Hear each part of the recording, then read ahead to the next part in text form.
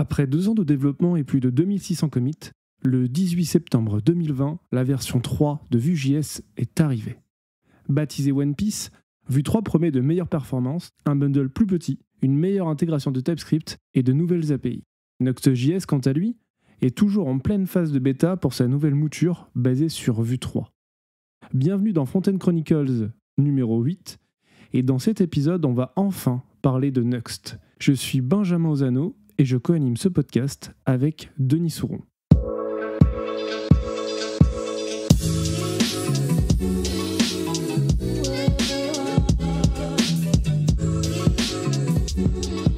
Bonjour Benjamin. Bonjour Denis, comment vas-tu ? Ça va et toi ? Très très bien, en forme pour ce dernier podcast de l'année, avec beaucoup de choses qui sortent au cinéma. Il y a du Spider-Man, il y a du Matrix 4, incroyable. Voilà, et le Boba Fett qu'on avait teasé la dernière fois, il arrive bientôt. Il arrive très très bientôt là, je crois que c'est la semaine du 25 décembre. Le 29, ouais. Voilà, tu vois, donc c'est juste après Noël, donc impeccable. Et aujourd'hui on parle de quoi Denis ? Aujourd'hui, on va parler de Next 3, un framework qu'on aime beaucoup avec Benjamin, donc plutôt sur la partie Next tout court. Et donc là, c'est la troisième mouture qui est encore en bêta. Et du coup, c'est un framework open source qui se base sur Vue.js. Donc Vue 3, on avait déjà fait un épisode dans Front-End Chronicles et qui est sorti l'année dernière. Next 3 qui a quand même eu pas mal de galères parce qu'ils ont réécrit beaucoup de choses. Et donc aujourd'hui, c'est en bêta. Il y a des features qu'on peut tester et d'autres qui ne sont pas encore terminées. Mais du coup, Next 3, c'est pour faire quoi, Benjamin, si tu peux nous rappeler ? En fait, c'est assez simple dans le principe. C'est que ça permet de créer des sites web complexes de façon simple avec des fonctionnalités de vue qu'on n'a pas out of the box. On vient vraiment avec plein d'outils qui vont nous faciliter la création de sites web. Donc Next, certains prononcent Nuxt. Il me semble avoir entendu Sébastien Chopin dire Nuxt. Ouais, Nuxt. Voilà. Alors, nous, après, on a l'habitude de dire Next, donc après, c'est d'usage, on va dire. On va pas être embêtant sur ça, effectivement. Nuxt, du moment qu'on parle de la même chose, c'est le principal. Benjamin, à la limite, je te laisse nous parler un peu de l'histoire de Next. J'ai parlé rapidement de Sébastien, mais il n'est pas tout seul, il est avec son frère Alexandre. Exactement. Alors en fait, c'est deux frères qui viennent des Pyrénées de base et qui aujourd'hui sont à Bordeaux. Le premier commit de Next, c'était le 26 octobre 2016. Et en fait, ça vient d'un truc très très simple. Les deux frères collaboraient sur la refonte d'un site e-commerce de table de massage, pour l'anecdote. Sébastien vient du monde du PHP à la base, c'est en gros son premier langage et il adorait justement coder en PHP. En fait, au départ, il voulait partir sur du React, mais en lisant la doc, il a trouvé ça vraiment trop complexe pour ce qu'il souhaitait faire. Et on lui a parlé de Vue.js. Et c'est à ce moment-là, en fait, où il a lu la doc, il a tellement aimé Vue.js qu'il l'a lu en une nuit dans une auberge de jeunesse, en vacances. Donc du coup, il part sur la refonte de son site web avec du Vue 2. Et un de ses amis parle d'un projet qui arrive, qui fait un gros boom, qui s'appelle Next.js, qui vient justement, de la même façon que Next, avec plein d'outils qui vont vous permettre de construire des sites web plus simplement, avec une palette d'outils déjà préconfigurés. Et donc du coup, pour Sébastien, ça fait totalement tilt à ce moment-là. Et il s'est dit, pourquoi pas réécrire Next avec du Vue, et donc du coup de créer le projet Next.js. Alors, pour la petite anecdote, on va parler tout à l'heure des modes de rendu, mais le rendu côté serveur, à cette époque-là, n'existait pas vraiment en Vue.js. Il y avait juste un article sur Hacker News par Evan You, donc le créateur de Vue.js, pour faire du rendu côté serveur avec Vue. Mais voilà, c'était vraiment très anecdotique. Voilà, c'est ça. C'était assez light. Et donc, du coup, si on voulait une solution confortable pour un projet, parce qu'on connaît tous aussi les exigences au niveau projet, etc., il faut des solutions qui soient un minimum éprouvées ou un minimum fiable sur lesquelles on peut reposer notre solution. Et c'est vrai qu'il y a un seul article de Evan You, puis on le connaît, on en a déjà parlé de Evan You avec sa personnalité où il pousse beaucoup de choses, mais il aime aussi énormément le prototypage. Et en fait, la frontière, elle est encore présente entre c'est un prototype et c'est une solution qui est production ready, quoi. Et là, typiquement, un seul article dans Hacker News, moi, c'est plutôt de l'ordre du prototypage, et c'est vrai que ça peut être plus problématique. Côté Next, voilà, inspiré par Next, et en même temps, on voyait bien que c'était une faiblesse au niveau de vue. C'était des choses qui n'existaient pas au moment où Sébastien réfléchissait à la question. Et en fait, il s'est lancé dans la brèche. Et pour la petite anecdote, la première conférence où Sébastien a présenté Nuxt au grand public, c'était à The Family. Et il a été pitché son projet devant justement plein d'entrepreneurs. Ce jour-là, il y avait Evan You au premier rang.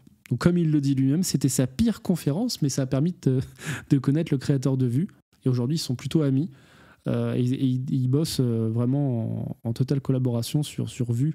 Notamment sur Nuxt 3, où justement c'est ça qui leur a permis d'être là aujourd'hui, c'est de travailler main dans la main avec les équipes de Vue pour avoir en avance de phase aussi pas mal d'éléments. Parce qu'aujourd'hui, nous on le sait, si on se base sur un projet qui est open source pour mettre une surcouche, eh ben, les mises à jour, on les subit plus qu'autre chose, quoi. On s'adapte, en fait, on est en réactif, alors que là, ils ont pu anticiper et travailler plein de choses en amont.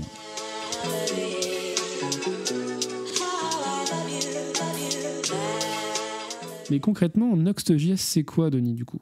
Si on rentre un peu plus dans le vif du sujet. Oui, parce que là, on a parlé de l'idée initiale, voilà, de recopier en quelque sorte Next, et de combler un peu cet espace vide dans l'écosystème Vue. Nuxt, de base, un des points forts et une des choses qui est le plus recherchée avec ce framework, c'est travailler sur l'expérience développeur, aussi appelée DX, et aussi de fournir des fonctionnalités qu'on n'avait pas. Donc on en a déjà parlé, le SSR. Globalement, il y a des problématiques de performance, mais on a aussi la partie référencement, le SEO.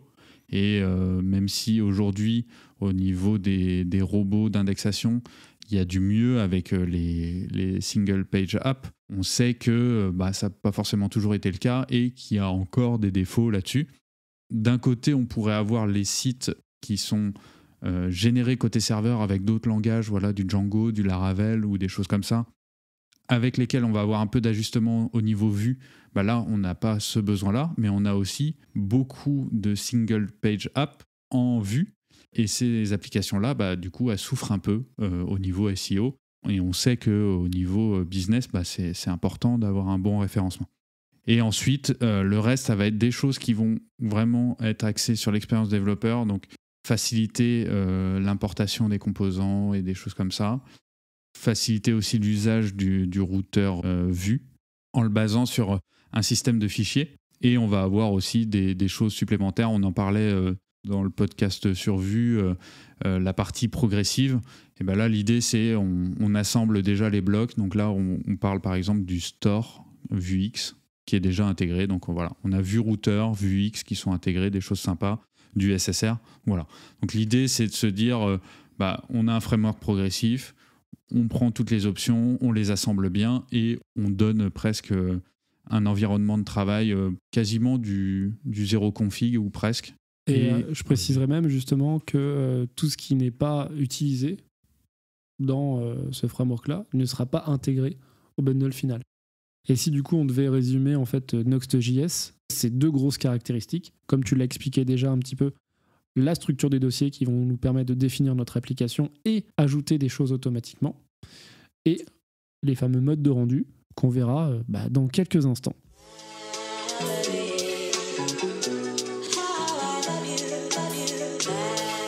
Donc d'abord, voilà, la structure de dossier, on en a parlé rapidement dans les fonctionnalités. En fait, les dossiers qu'on va créer dans notre application, c'est ça qui va définir le contenu et le fonctionnement de l'application. Donc un exemple très simple, si je rajoute le dossier page, en fait, je vais avoir l'ajout du routeur Vue. Voilà. Et si je rajoute pas ce dossier-là, en fait, je n'ai pas le routeur Vue qui est embarqué dans mon bundle. Donc suivant ce que j'ai besoin, du routage ou pas, je vais rajouter ce dossier page ou pas. Pareil, la documentation, en fait, c'est très axé justement sur cette structure de dossier. On va se poser des questions sur qui va où. Et globalement, ça renforce une convention de nommage, d'organisation. Et donc, ça va nous fournir une structure commune entre les projets. Je préciserai aussi, en Nuxt 2, quand vous bootstrapiez votre projet, vous aviez automatiquement tous les dossiers avec un petit commentaire à l'intérieur pour savoir ce qu'on fait avec ce dossier-là. En Nuxt 3, c'est différent. Les dossiers ne sont pas là par défaut. C'est à vous de les ajouter. Et donc là, très bon exemple avec le dossier page. Pour aller un tout petit peu plus loin, si vous n'avez pas de dossier page, vous pouvez très bien mettre votre app.vue à la racine de votre projet et ça sera votre projet Vue qui sera porté là-dessus. Si à l'intérieur, vous allez déclarer un index.vue et par exemple, je ne sais pas moi, toto.vue, eh bien, index.vue, ça sera votre entrant dans l'application. Si vous faites /toto, ça sera votre toto.vue. Et si à l'intérieur, vous faites des dossiers et des sous-dossiers, c'est comme ça que vous allez construire votre arborescence. Passons maintenant au mode de rendu. Alors du coup, on en a parlé un petit peu tout à l'heure, et c'est super important. Et d'ailleurs, c'était aussi ça qui était à l'origine, une des origines de la création de ce framework, le mode de rendu SSR pour Server-Side Rendering. Et du coup, comme vous l'avez compris, c'est le mode de rendu au niveau du serveur. Et en fait, c'est ce serveur qui va rendre la page déjà rendue. C'est une exécution côté back, donc un plus par rapport au SEO. Et je sais que toi, Denis, tu travailles énormément avec ce mode de rendu-là aujourd'hui, notamment en Angular. Oui, je l'utilise au niveau pro, tout simplement. Donc évidemment, le sujet SEO, ou plutôt le non-sujet, c'est-à-dire que si on veut avoir une SEO qualitative, il faut du rendu côté serveur. Donc soit, comme je le disais, plutôt une application qui est avec un langage qui va générer des pages côté serveur et puis après un peu de dynamisme branché dessus. Ou alors, si on a un framework JS et qu'on fait des single page app, et dans ce cas-là, il nous faut du SSR, du rendu serveur qui va aller avec. Et un des avantages aussi, on présente souvent la performance comme un avantage. Alors, c'est pas forcément vrai suivant les devices parce que en fait, la génération côté serveur elle peut être aussi coûteuse, mais elle a l'avantage d'être mise en cache. Et donc, du coup, nos pages fréquemment utilisées, on peut les mettre en cache. Et ce qui, là, du coup, donne un avantage de performance évident. Et donc, du coup, juste pour rappeler le fonctionnement, donc on a une génération côté serveur.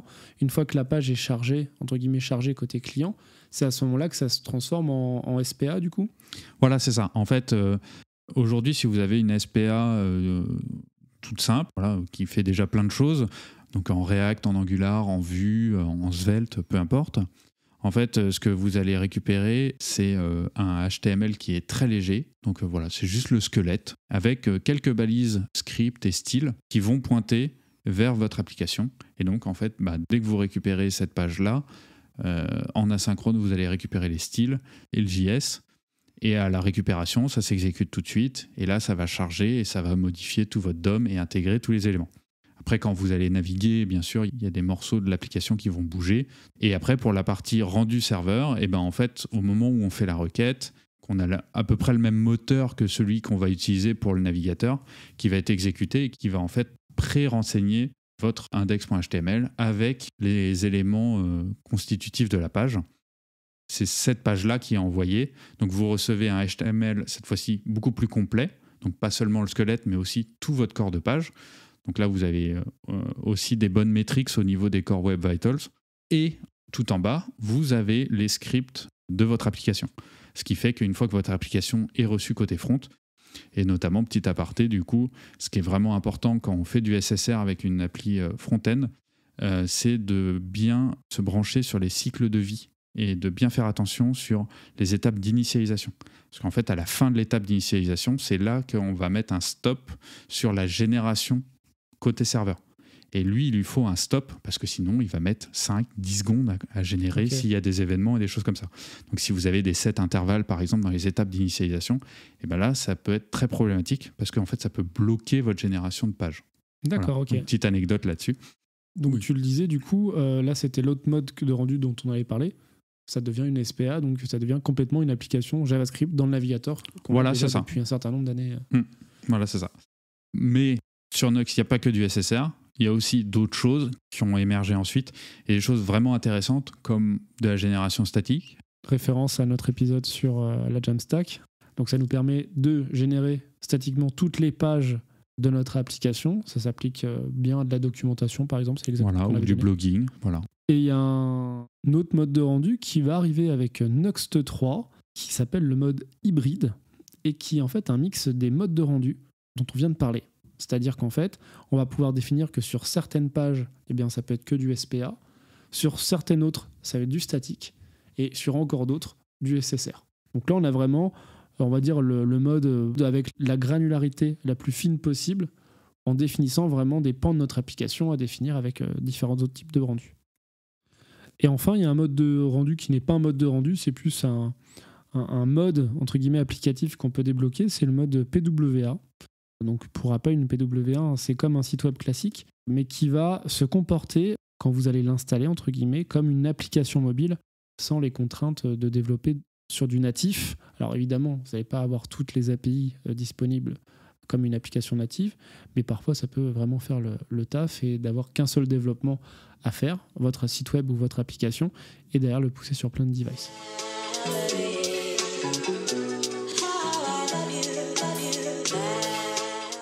Faisons un petit point sur les différentes releases de Nuxt. Denis, je t'en prie.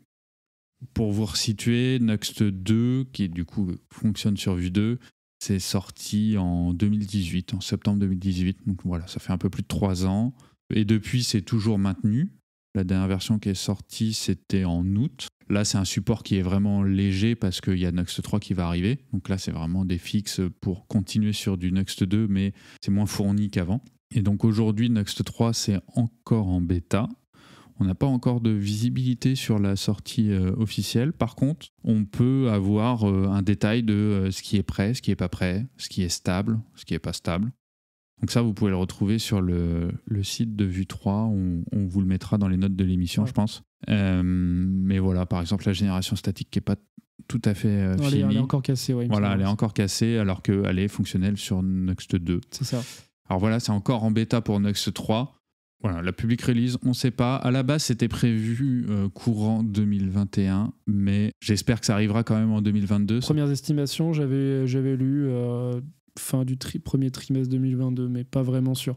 Et donc, du coup, parlons plus précisément de ce qu'il y a dans Nuxt 3, parce qu'au final, dans les choses qu'on a présentées jusque-là, en fait, il y a pas mal de choses qui sont déjà dans Nuxt 2. Donc Benjamin, je te laisse nous en parler un peu plus. Effectivement, et ça va expliquer aussi pourquoi il y a autant de retard et pourquoi c'est aussi complexe de migrer Nuxt 2 vers Nuxt 3.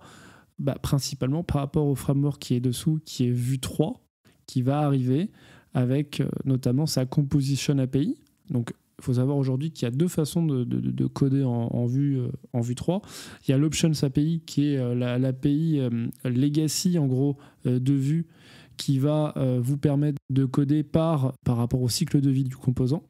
Et la Composition API va venir avec en fait, une façon de coder par feature. Tu as un super exemple, Denis, à chaque fois pour nous parler un peu de cette Composition API. Ouais, en fait, parce que je trouve qu'elle n'est pas forcément facile à vulgariser sinon, mais un des exemples que moi je prends pour essayer d'expliquer le fonctionnement et quand est-ce qu'on va vouloir de la Composition API, c'est imaginer que vous ayez un composant de tableau, donc vous avez vos données dans les tableaux, vous avez vos cellules, vos tris, vos filtres, etc. Et si vous faites de l'Option API, en fait, vous allez faire toute l'initialisation de ces différents éléments, donc l'initialisation du tri, des filtres, des données, des cases, etc. Et ensuite, vous allez faire leur cycle de vie. Donc, quand on modifie un filtre, il se passe ça. Quand on modifie un tri, il se passe ça, etc., etc.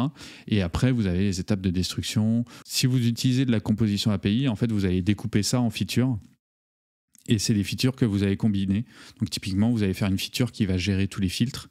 Vous allez faire une feature qui gère tous les tris. Et vous allez faire une feature qui s'occupe de récupérer les données. Pour faire simple, on prend la feature de filtre. Et vous l'organisez juste au niveau des filtres.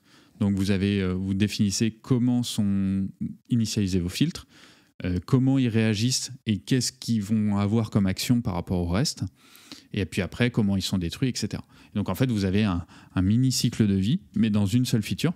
Et donc là vous avez un comportement qui est isolé, donc très facile à analyser et à débugger. Et après, quand vous allez réutiliser votre composant tableau, vous allez combiner justement ces éléments-là. Les fonctions de tri, par exemple, vous pourriez les avoir sur des tableaux particuliers qui ont besoin de tri. Et puis, à un autre moment, dans une modale, vous avez une liste d'éléments que vous avez besoin de réutiliser la fonction de tri. Vous pouvez l'appliquer. On va également avoir du TypeScript natif. Il était possible avec Nuxt 2 de mettre une couche TypeScript avec la librairie qu'il fallait. Sauf que là, Vue 3, nativement, en fait, le moteur a été réécrit en TypeScript, et donc du coup plus besoin de cette surcouche pour faire du TypeScript, c'est natif, donc c'est pour ça aussi qu'on a une bonne réécriture de Nuxt.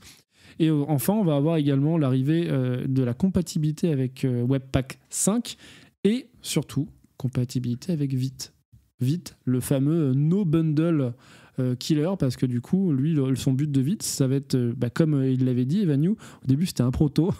C'était une idée, hein, il est parti sur une idée, il dit tiens, si justement on faisait pas de bundle, mais on faisait de l'ES module, comme en JavaScript, hein, c'est-à-dire qu'on va charger nos ES modules dans notre navigateur, et du coup c'est devenu un projet à part entière qui est plutôt très très efficace. Et comme on le disait un petit peu auparavant, Evan et Sébastien travaillent main dans la main, parce que notamment Nuxt, c'est un peu le projet aussi bac à sable de l'API Suspense. L'API Suspense qui sert justement à fournir du contenu par défaut, voilà, des fallbacks tant qu'on n'a pas récupéré des données, etc. Et donc c'est une API qui est expérimentale dans Vue 3. D'ailleurs, c'est surprenant, je m'attendais à ce qu'elle arrive assez vite, mais elle est toujours pas prête. Elle était annoncée comme faisant partie de Vue 3 lors des précédentes voilà, c'est ça, il y a un an. Ouais. Donc, voilà.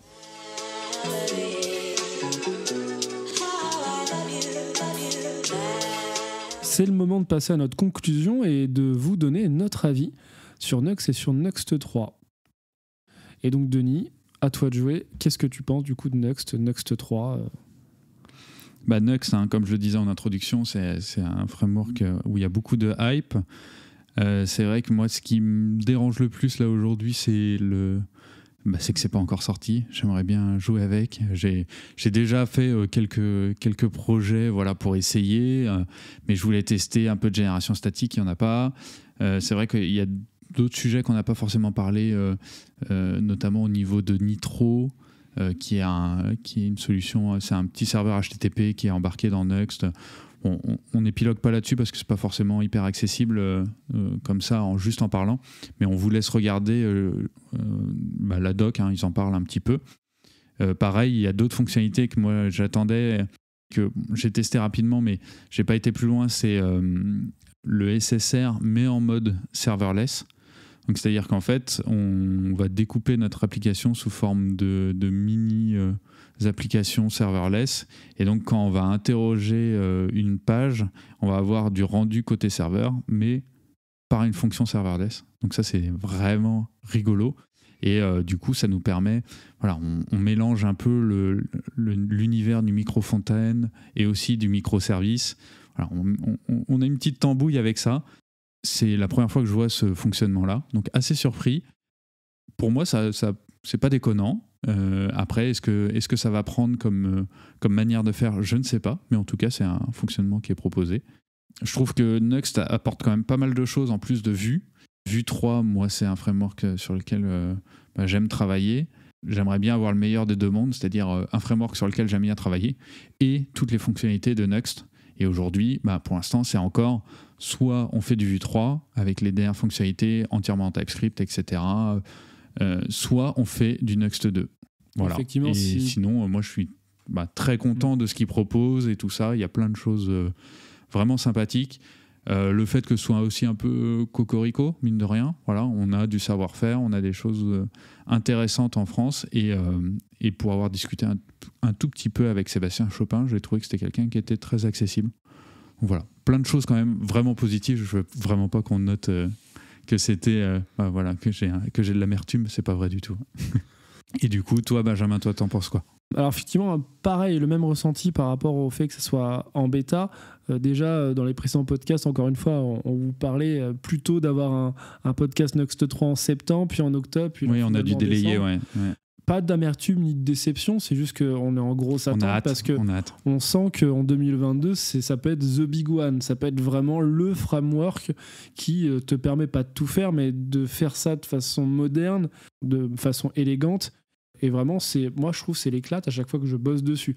Alors peut-être que j'ai une Angular fatigue parce que je fais beaucoup d'Angular. Angular, c'est un très bon framework. De passer sur du Nuxt, c'est super cool aussi. Donc voilà, après ça c'est mon avis personnel. Donc grosse refonte. Comme on l'a dit, il y a beaucoup de choses qui vont être embarquées, notamment par rapport à Vue 3, mais justement pour le bien de tout le monde. Et moi ce que j'aime bien dans Nuxt, c'est vraiment le framework poussé par des bonnes raisons, notamment vraiment le sans effort au niveau de la configuration. Quand vous prenez un projet Vue 3, comme React, vous allez devoir composer votre application au fur et à mesure, un framework progressif. Donc vous avez besoin justement de composer, tiens, quel routeur je vais prendre, est-ce que j'ai besoin d'un routeur, j'ai besoin d'un store, comment je vais configurer mon webpack si j'ai besoin, des choses comme ça. Là effectivement on vient avec plusieurs parties pris, un peu à l'Angular, j'aime bien comparer ça comme ça, qui fait que vous pouvez démarrer très vite quelque chose de complexe et de robuste en 2 commandes CLI. Et du coup, j'ai 2 anecdotes. Là, je vais les mettre dans mon avis, mais j'ai 2 anecdotes sur justement Nuxt, dont une que j'ai pas mentionnée au départ. Donc la première, c'est que le logo de Nuxt, c'est 2 montagnes. Et en fait, ces 2 montagnes, au départ, étaient dessinées à partir du logo de Vue. Quand vous bootstrapiez Nuxt 2, il y avait une animation pour passer du V de Vue à ces 2 montagnes en fait, de Nuxt, qui symbolisent à la fois les 2 créateurs de Nuxt et du fait qu'ils viennent des Pyrénées.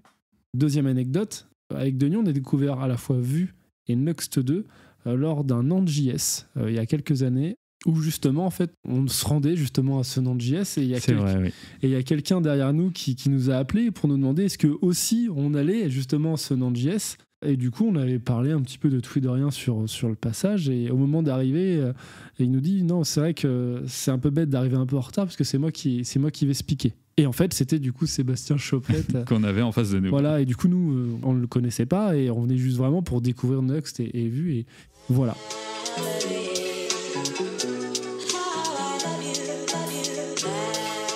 Et du coup, c'est déjà la fin de cet épisode.